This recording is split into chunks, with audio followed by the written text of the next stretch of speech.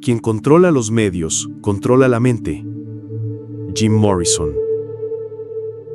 Desde pequeños se nos enseña a obedecer, sentarse en fila, pedir permiso, repetir respuestas prefabricadas. La escuela no enseña a pensar, enseña a seguir. Los medios no quieren informar, quieren formar. Parece normal porque todo el mundo vive así, pero eso no es un error, es un proyecto. La mente humana es moldeada por fuerzas invisibles. Cuando esas fuerzas vienen de fuera, impuestas por un sistema que quiere eficiencia, pero no libertad, el alma se pierde. El pensamiento desaparece. El deseo de crear es sofocado, y el yo se vuelve un reflejo de lo que esperan. Los medios y la educación masiva no existen para liberar, existen para controlar. No controlan con violencia, controlan con distracción, repetición, cansancio. Un tipo de anestesia que parece conocimiento, pero que solo sirve para mantener todo como está. Imagina un ave con las alas cortadas. Aprende a caminar, a comer en el suelo, a vivir en una jaula. Un día ya ni recuerda que nació para volar. Así es como el sistema trata a la mente humana. Enseña desde temprano que el suelo es el lugar correcto, que es peligroso cuestionar, que demasiada libertad da miedo. Pero lo que el sistema más teme no son las protestas ni las revueltas. Lo que realmente asusta al sistema son las personas que piensan por sí mismas, que sienten por sí mismas, que miran hacia adentro y escuchan su propia voz, incluso cuando el mundo grita. Personas que son libres por dentro, que tienen el coraje de decir no, cuando todo empuja hacia el sí. Porque un alma que despierta no vuelve a la jaula. Y una vez que ves lo que está detrás del telón, ya no puedes dejar de verlo. Ese es el comienzo de algo más grande. El comienzo de ser tú, de verdad. Incluso si el mundo dice que eso es peligroso. Existe un dolor extraño que muchos sienten pero no saben explicar. Es el vacío de quien vivió toda la vida intentando hacer todo bien, sin jamás preguntarse qué quería realmente. El dolor de haber sido moldeado para agradar, para obedecer, para seguir un camino que nunca fue suyo.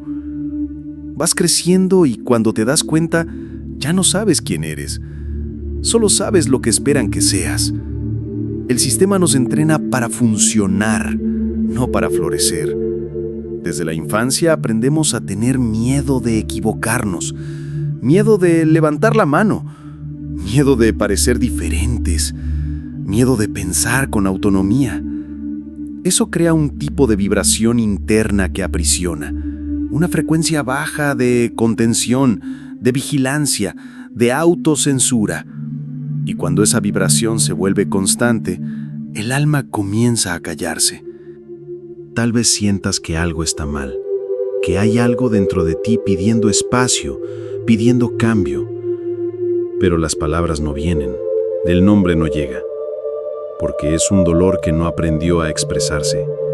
Es el alma intentando liberarse de la domesticación vibracional, intentando recordar quién era antes de todo esto. La obediencia ciega no es virtud, es silencio forzado, es miedo disfrazado de educación. Cuando te enseñan a decir siempre sí, pierdes la capacidad de escuchar el no que tu alma grita. Y sin ese no, sin ese límite sagrado, te vas perdiendo en una vida que no es tuya. Pero el alma no se apaga fácilmente. Incluso sofocada, envía señales. Se cansa, se enferma, llora en silencio, no para castigarte, sino para despertarte, para recordarte que no naciste solo para repetir, naciste para descubrir. Durante mucho tiempo, creímos que la escuela era el lugar donde las personas despertaban al mundo. Pero lo que muchos no saben es que el modelo de educación que tenemos hoy Fue creado originalmente para formar soldados y obreros obedientes. Gente entrenada para seguir reglas, cumplir horarios, repetir información. No para cuestionar, no para inventar, no para ser libre. La idea de buen alumno sigue basada en la obediencia, en quien no molesta, quien responde lo que el maestro quiere oír, quien pasa de años sin hacer demasiadas preguntas. Y con eso, algo valioso va muriendo: la curiosidad natural, el impulso de crear, las ganas de experimentar el mundo con los propios ojos. La neurociencia muestra que la curiosidad es como una chispa en el cerebro. Cuando se estimula, activa áreas ligadas a la alegría, al aprendizaje, a la expansión. Pero cuando el enfoque está solo en memorizar y obedecer, esa chispa se apaga. Lo que queda es una mente entrenada para repetir, una mente adaptada a la rutina, una mente que dejó de soñar. Einstein, por ejemplo, casi abandonó la física porque la escuela mató su amor por aprender. Solo volvió a encantarse con el conocimiento cuando se permitió pensar por sí mismo, cuando salió del modelo, cuando desobedeció la forma esperada de aprender. Lo que llaman educación ejemplar puede, muchas veces, ser un sistema sofisticado de silenciamiento, de aprisionamiento del alma, de contención de la creatividad, de domesticación de la mente.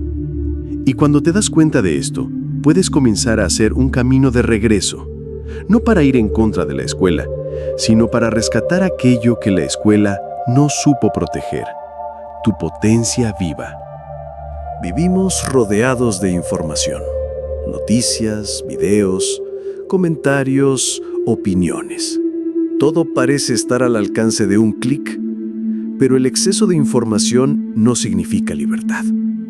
Y creer ciegamente en lo que ves en la pantalla puede ser tan peligroso como cerrar los ojos por completo.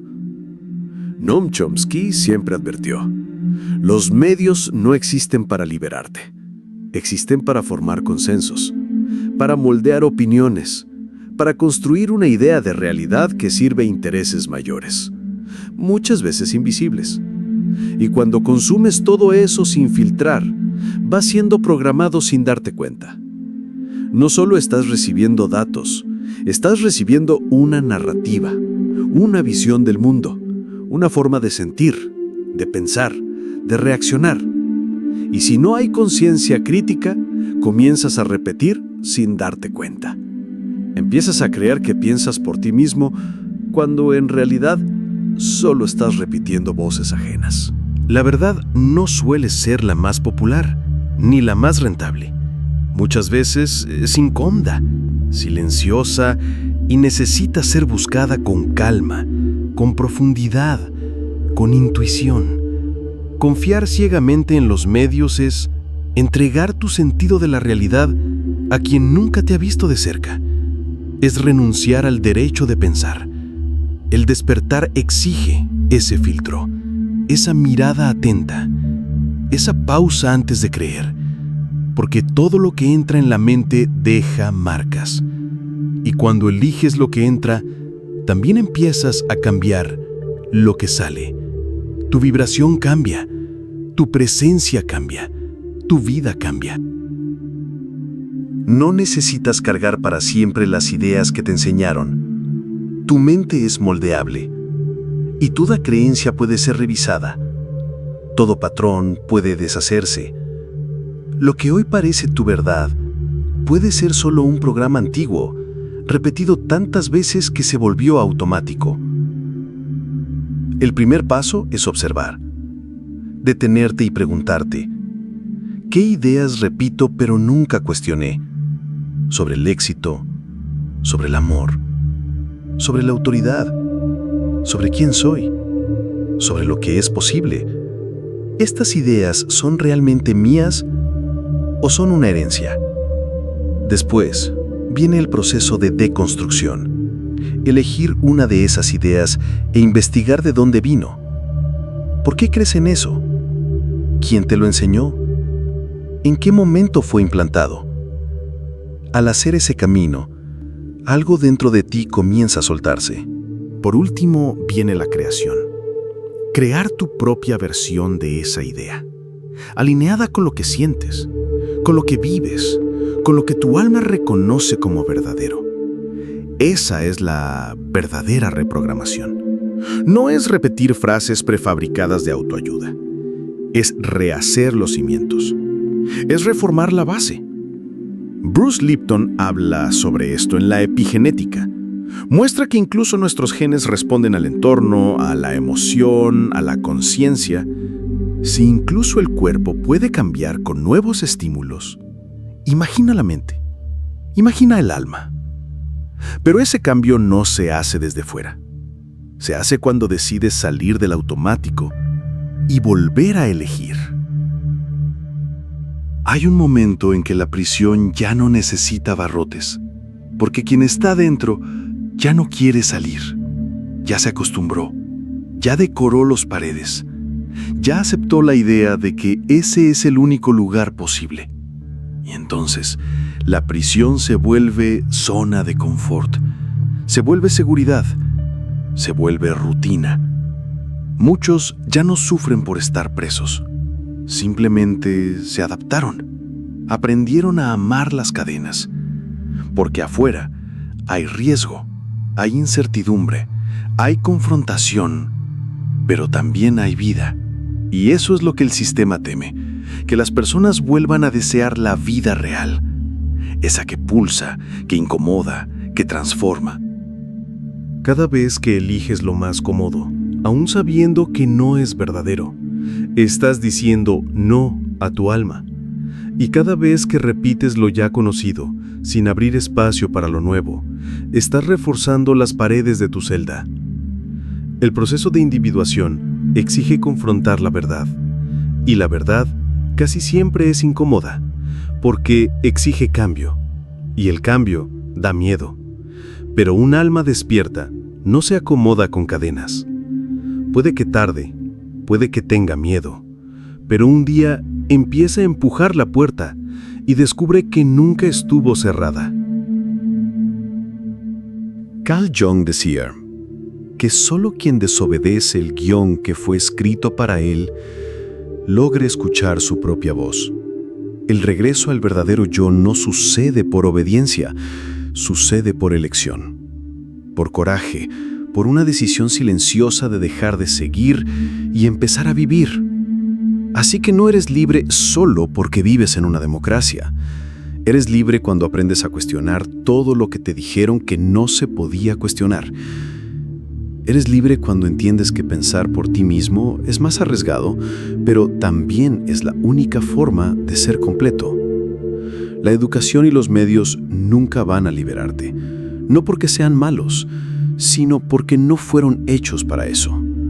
Pueden servir como herramienta, sí, pero solo para quien ya ha despertado, solo para quien ya ha salido de la jaula interna. La libertad, de verdad, no es algo que se recibe, es algo que eliges, que construyes, que sostienes incluso cuando duele. Y tal vez el comienzo de esa libertad sea desaprender, soltar todo lo que te enseñaron como verdad para escuchar con claridad lo que tu alma siempre supo. Porque es ahí, en lo que es solo tuyo, donde el verdadero aprendizaje comienza.